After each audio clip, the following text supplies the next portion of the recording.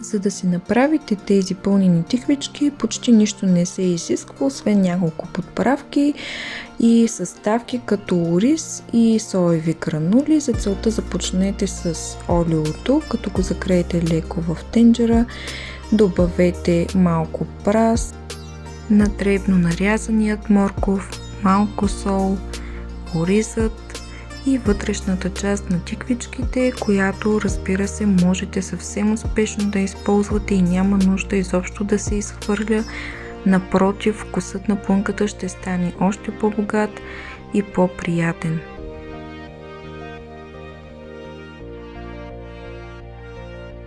Оставете ги заедно за известно време да се задушат, без да добавяте вода, похлупени, така и ароматът ще бъде доста по-наситен и добър. Като видите, че оризът е поел доста съществена част от водата, която са пуснали другите продукти, може да добавите нужното количество вода и съответно соевите гранули.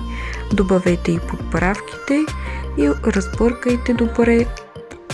Оставете под капак да се задуши всичкия зеленчук, оризът и гранулите много добре. Те ще попият водата, която сте сложили и съответно след това може да пристъпите към напълването на тиквичките. Преди да сложите плънката, посолете леко вече приготвените и почистени тиквички.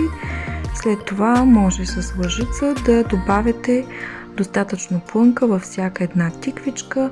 Не се притеснявайте, няма да се прелеят, слагайте обилно и догоре хубаво напълнете лодчиците.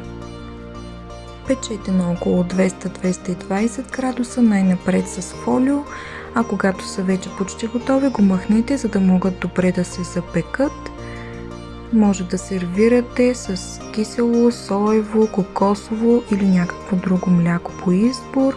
Съответно добавете и маслинки и нещо друго желано към яденето, за да е още по-пълноценно, да ви е сладко.